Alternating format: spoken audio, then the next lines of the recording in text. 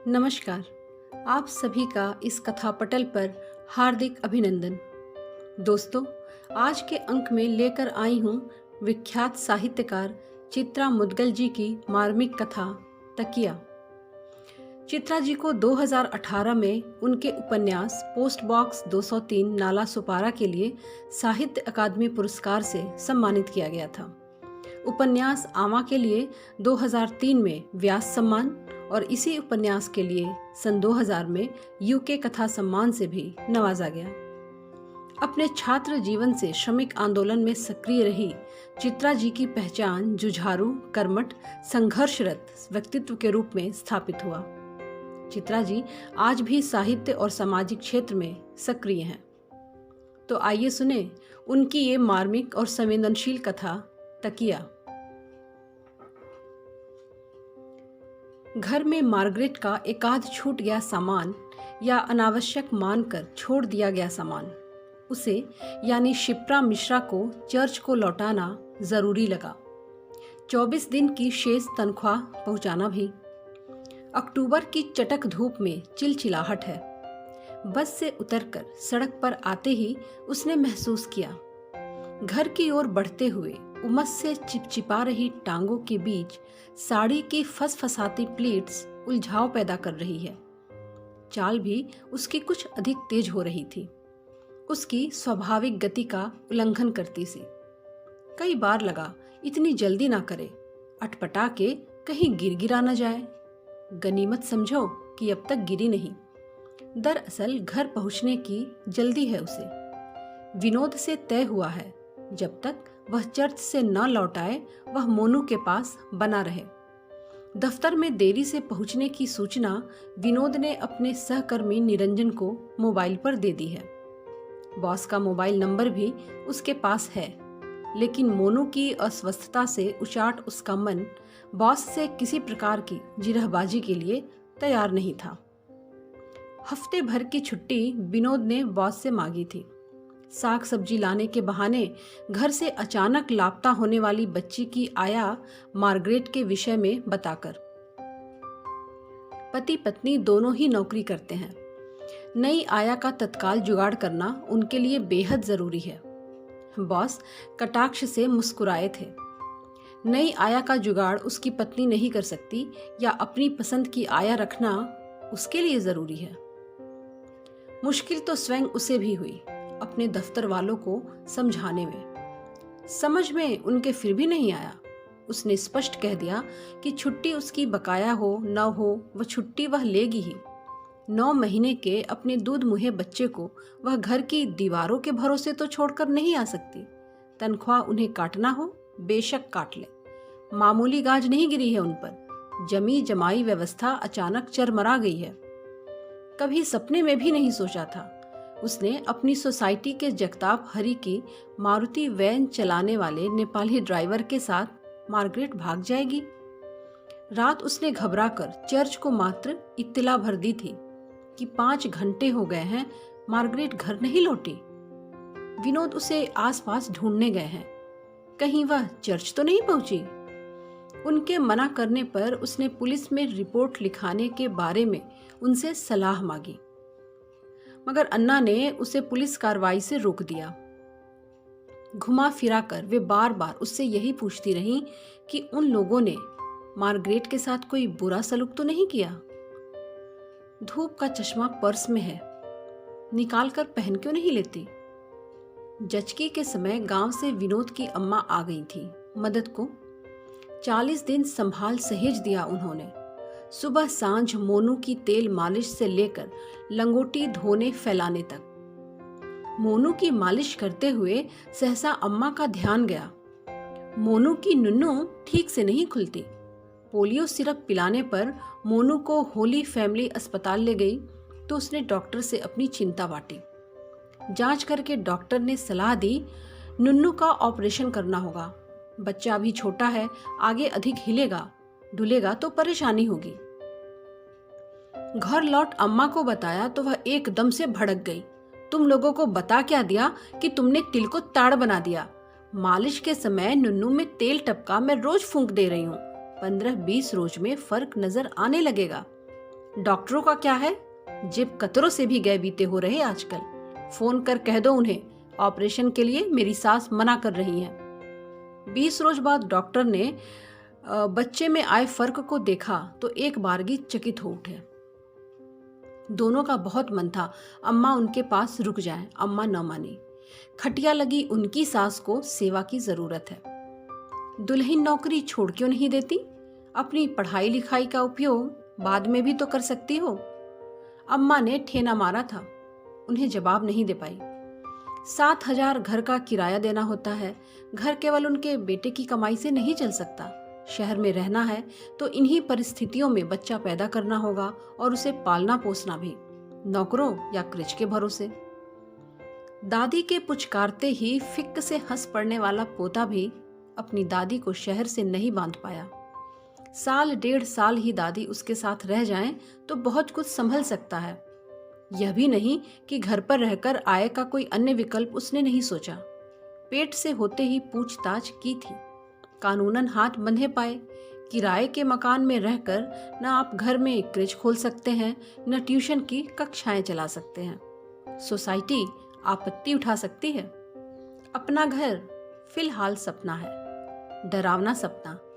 कर्ज लेकर मकान बनवाने की योजना के तहत मोनू का जन्मना 3 वर्षों से स्थगित होता आ रहा था।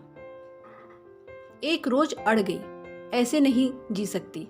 मकान का डौल नहीं बैठ रहा तो वह मां बनने से क्यों वंचित रहे? सलाह हुई, अम्मा के गांव लौटने से पहले आया का प्रबंध हो जाना चाहिए। अपने रहते अम्मा उसे बता समझा देंगी। उनकी सीख से वह मत संवर जाएगी। गेट के चौकीदारों से लेकर अड़ोस पड़ोस ने उनके आग्रह पर खासी मुस्तैदी दिखाई। बूढ़ी जवान समेत 6-7 बाइयों को अम्मा ने देखा परखा। न उन्हें कोई जची, न उसे और विनोद को जमी। दफ्तर में उससे वरिष्ठ शालिनी मजमूदार ने फोन पर सुझाया, तनख्वाह दोगुनी अवश्य होगी, मगर फलां चर्च के अनाथ आश्रम से उसे इतने छोटे बच्चे को संभालने के लिए अच्छी और विश्वसनीय आया मिल सकती है। चर्च के साथ अनुबंध होगा, शर्तों का सख्ती से पालन करना होगा, 4 छुट्टियां देनी होंगी। ज्यों-ज्यों अम्मा के गांव जाने की तारीख में से एक दिन घटता, उसकी सांस डूबने लगती। उसकी जचकी की छुट्टियां भी खत्म होने को थीं। जाने की तारीख अम्मा किसी हाल में आगे बढ़ाने को राजी नहीं थी। उसकी ऊब चूब होती मन स्थिति को संबल दिया चर्च ने। अम्मा को गाड़ी में बैठाने से 3 रोज पहले जीसस ने उसकी प्रार्थना सुन ली और मार्गरेट चर्च से घर आ गई। आते ही उसने अम्मा द्वारा गांव से मांग जांच कर लाए बच्चों के पुराने कपड़ों में सजे, सिर पर झालरों वाला उन्हीं के हाथ का सिला कंटोप पहने गुलाबी रुई के लौंदे से मऊ मऊ मोनू को रीझ कर गोद में उठा लिया और लगी तड़ातड़ चूमने। ओ माय गोलू मोलू बाबा, सो स्वीट। अम्मा गदगद हो आश्वस्त हुई। गदराई मार्गरेट के सांवले गाल पर छप गई काजल की दीठ को उन्होंने आंचल बढ़ाकर पूछा, मुनुआ के माथे पर बिना नागा काजल की दीठ लगाना न भूलना छोरी। अरे बच्चे को ऐसे पकड़ते हैं, सिर के नीचे बाहें दे। अम्मा का प्रशिक्षण शुरू। उसकी धुकपुकी ने राहत पाई। मार्गरेट के उत्साह से यही लगा ससुराल से बेटी जैसे अपने नैहर लौटी हो, सालों साल बाद। अचरज तब कम नहीं हुआ जब निर्धारित छुट्टी पर उसने चर्च जाना आवश्यक नहीं समझा। दूध उसे होता नहीं था। मोनू को ऊपर का पिलाना पड़ता था। हरीरा पिला, सुठेला के लड्डू खिला। अम्मा उसकी छातियों में दूध उतरने की राह देखती रही, पर दूध न उतरा। अम्मा का चेहरा उतर गया। जब तक अम्मा रही, अपने पोते को अपने पास सुलाती रही। अम्मा के सामने मार्गरेट भी मोनू को एक रात अपने पास सुलाने को ललकी। उसे लगा अम्मा मार्गरेट का अनुनय कभी स्वीकार नहीं करेंगी, मगर अम्मा ने उसे और विनोद को विस्मय में ढकेलते हुए मार्गरेट को अनुमति दे दी। अम्मा के जाने के बाद अगले रोज मार्गरेट ने उसकी गोद में सो गए मोनू को ले जाकर अपने तख्त पर सुला दिया। विनोद उससे घंटे भर तर्क वितर्क करते रहे। अम्मा अपने पास मोनू को सुलाती थी या नहीं, किस लिए? ताकि उनके रहते वह कुछ दिनों और आराम कर ले। 40 दिन का आराम कोई आराम नहीं हुआ, सुस्ताना भर हुआ। मालिश वाली उसने ऊपर से छुड़ा दी है। कमर दर्द का रोना वह रोती ही रही है। रात भर उठ उठ कर मोनू को देखना होगा तो वह अपने दफ्तर में लगे प्रतीक्षा कर रहे फाइलों के अंबार से कैसे निपटेगी? तुम्हारे काम की जिम्मेदारी उठा रहे मिस्टर अखिलेश वर्मा ने तुम्हारे हिस्से का कोई काम निपटाया होगा, तुम्हें विश्वास है? जो भी हो, अम्मा की बात और थी। दादी के पास सोता था मोनू अपना। विनोद ने झुंझलाहट दबाई। रात मार्गरेट मोनू का ठीक से ख्याल नहीं रखती तो क्या हम चैन की नींद सो पाते? क्या हमें सोने देते हमारे नन्हे बरखुरदार? दोनों हाथों की उंगलियां एक दूसरे में उलझाए वह द्वंद्व से उबरने छिटकने को कोई चौखट तलाश रही थी। जानता हूं, रात कई बार तुम उठकर मोनू को देखने गई थी। 2000 रुपए तनख्वाह, ऊपर से रहना खाना, दवा दारू, मामूली रकम नहीं दे रही तुम मार्गरेट को। अरे उसका कुछ तो फायदा उठाओ। नहीं उठाना चाहती तो दिन भर के लिए कोई नई आया ढूंढ लो। शाम को घर में दाखिल होते ही उसकी छुट्टी हो जाएगी। 700-800 में काम निपट जाएगा। पैसे पेड़ पर नहीं उगते मैडम। उसके भीगे उच्छ्वास ने विनोद को सतर्क किया। गांव में सम्मिलित परिवारों में कौन से बच्चे माँ की गोद में पलते हैं? सौर से निकलते ही अम्मा खुद चूल्हे चौके में लग गई थी। जानती हो मुझे किसने पाला? ताया जी ने। बड़े दिनों तक मैं अम्मा को बघेली वाली दुल्हन कहकर पुकारता रहा। सब कुछ सुव्यवस्थित चलने लगा। कान उसके फिर भी नहीं सोते थे। मोनू की हल्की सी ची चा सुनाई पड़ते ही वह चादर फेंक झपटती हुई मार्गरेट के कमरे में जा पहुंचती। 0 पावर की रोशनी में देखती मोनू के मुंह में दूध की बोतल दिए मार्गरेट उसकी ओर करवट भरे उसकी पीठ थपथपा रही है। नियम बना लिया था उसने। सुबह दफ्तर निकलने से पहले मोनू की मालिश कर उसे नहला धुलाकर काजल टीका करके निकलती। रात मालिश करके ही सुलाती। नुन्नू में तेल टपकाना नहीं भूलती। न सुलाते हुए लोरी गाना, नन्ही परी सोने चली हवा धीरे आना। विनोद चुटकी लेते, दूसरी लोरी खोजो या परी पैदा करो शिप्रा। मार्गरेट के जाने की रात से ही अचानक मोनू की तबीयत बिगड़ गई। रात आंखों में ही कटी। मोनू को गोद में उठाए उठाए सुबह डॉक्टर के पास दौड़ी। बताया उन्हें गोदी में चिपका रहता है, लेकिन बिस्तर पर लिटाते ही चीखे मार कर रोता है, जैसे दर्द घुमड़ घुमड़ कर नन्ही जान को चैन न लेने दे रहा हो। मोनू की तकलीफ उससे बर्दाश्त नहीं हो पा रही थी। हाथ पांव थर्राते। जैसे ही मोनू चीखे मारना शुरू करता, उसकी दहलन धारों धार आंखों में पिघलने लगती है। मासूम बोल सकता नहीं, आंखों की भाषा से दर्शा सकता नहीं। कष्ट समझ में आए तो कैसे? अम्मा के बताए घरेलू नुस्खे वह रात भर आजमाती रही। भुनी हींग घोल घुट्टी पिलाई, अजवाइन की पोटली गरमा कर पीठ छाती की सिकाई की। पहेली अबूझ बनी रही। कुछ करे डॉक्टर साहब, वह लगभग गिड़गिड़ाई थी। उस डॉक्टर के पास भागना व्यर्थ गया। बच्चे का पेट उन्हें चढ़ा हुआ नहीं लगा। फिर भी उन्होंने कॉलिक ए ड्रॉप्स लिख दी। उसके संशय पर कि कहीं मोनू के कान में दर्द तो नहीं, डॉक्टर ने नाक में नेजिबियोन ड्रॉप टपकाने के लिए कहा। नाक में डाली गई दवा कान में असर करेगी। घबराकर उसने मोनू को होली फैमिली अस्पताल ले जाने का निश्चय किया। मोनू वहीं पैदा हुआ था। वहां नए आए प्रसिद्ध बाल रोग विशेषज्ञ डॉक्टर सीपी मेहता अमेरिका से डिग्रियां लेकर आए थे। उनका समय बड़ी मुश्किल से मिला। स्वस्थ दिखते मोनू का हाल सुनकर डॉक्टर मेहता चिंतित हो आए। अनेक परीक्षण लिख दिए उन्होंने। 2 घंटे के भीतर सारी रिपोर्ट्स भी अपने पास मंगवा ली। नतीजा 0। एक ही बात समझ में आई उन्हें, बच्चा अपनी आया मार्गरेट को मिस कर रहा है बुरी तरह। मार्गरेट के पास दिन रात रहते रहते उसकी उसे आदत हो गई है। मार्गरेट को गए ज्यादा दिन नहीं हुए, आदत छूटते छूटते छूटेगी। बिस्तर पर लिटाते ही मोनू की नींद उचट जाना, सहसा चिहुक कर चीखे भरने लगना स्वयं उन्हें विस्मित किए हुए था। गोदी में सोए बच्चे को आप झटके से तो बिस्तर पर नहीं सुलाती मिसेज मिश्रा। न नहीं तो वह माँ होकर इतनी क्रूर कैसे हो सकती है।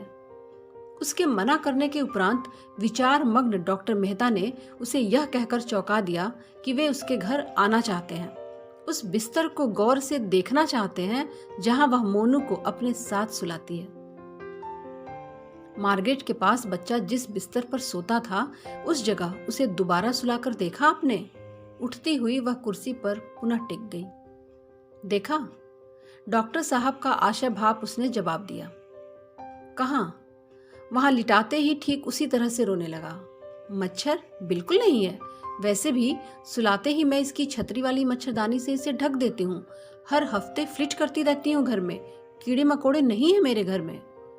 ओके, डॉक्टर ने अपने होठ सिकोड़ उसकी आंखों में देखा। कल दोपहर हॉस्पिटल से निकलते हुए मैं आपके घर आना चाहूंगा, 3 साढ़े 3 के बीच। पता लिखवाएं।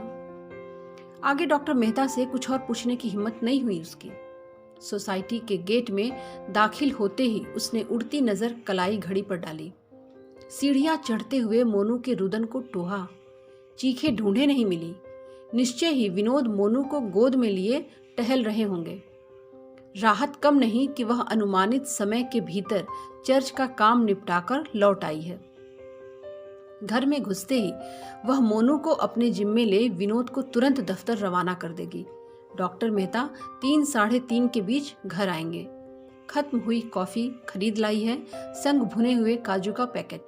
शायद डॉक्टर मेहता को कॉफी पसंद हो। कॉली कॉफी के 2-4 घूंट भरकर डॉक्टर मेहता ने मार्गरेट का कमरा देखा। तख्त पर बिछा हुआ गद्दा पुराना है।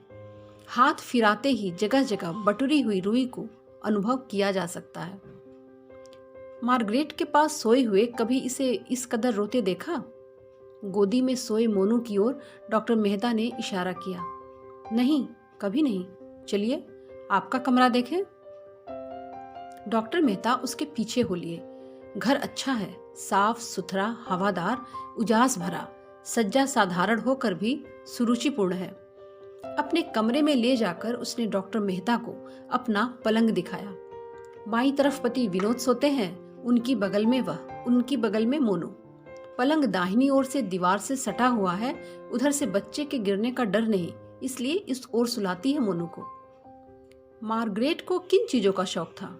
डॉक्टर मेहता ने मोनू को सोने की जगह यानी बिस्तर के ऊपर उसके छोटे से बिस्तर को सरकाकर हथेली फिरा नीचे के गद्दे को उसी प्रकार टोहा जैसे मार्गरेट के गद्दे को टोहा था।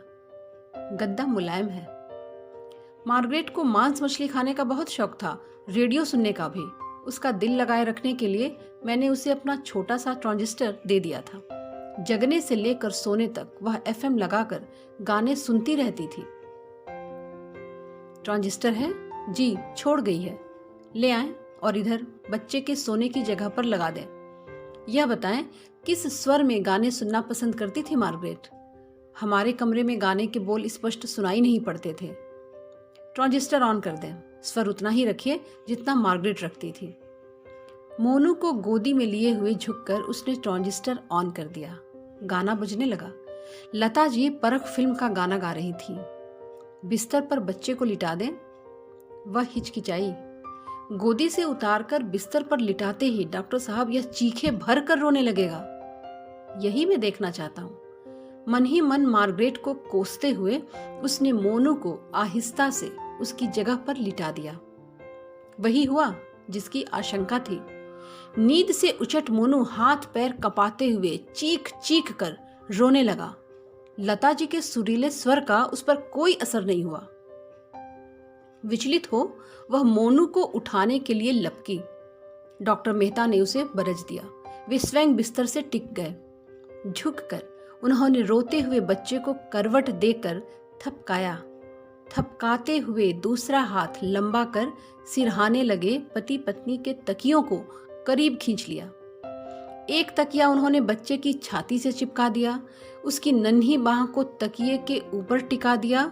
दूसरा तकिया उन्होंने उसकी पीठ से सटा दिया। तकरीबन 5-1 मिनट वह बच्चे के रोने की परवाह किए बिना उसे थपकाते रहे। अचरज, एकाएक बच्चा गहरी नींद में सो गया। वह अवाक। डॉक्टर मेहता बच्चे के ऊपर से हाथ हटा उसकी ओर मुड़े। बच्चे को कुछ नहीं हुआ मिसेज मिश्रा, उसे केवल माँ की छाती की गर्माहट चाहिए। काम में उलझी आया मार्गरेट ने उसे तकिए की गर्माहट सौंपी। बिना तकिए के बच्चा भला कैसे सो सकता है? उसकी डबडबाई आंखों में डॉक्टर मेहता का चेहरा धुंधलाने लगा। उसे लगा अगर उसने पलंग की पाटी का सहारा नहीं लिया तो वह अगले ही पल चकराकर जमीन पर गिर जाएगी। दोस्तों, ऐसे बच्चों के बचपन से आप भी रूबरू होते होंगे अपने आसपास या अपने परिवार में। कामकाजी माँओं की यह सबसे बड़ी समस्या है। आशा करती हूँ कि आपको ये कहानी पसंद आई होगी। इस कहानी से हमें कोई ना कोई संदेश जरूर मिला होगा। चैनल को सब्सक्राइब करें, लाइक करें और हाँ, इसे शेयर करना ना भूलें। कथा को सुनने के लिए आप सभी का बहुत बहुत धन्यवाद। बहुत शुक्रिया।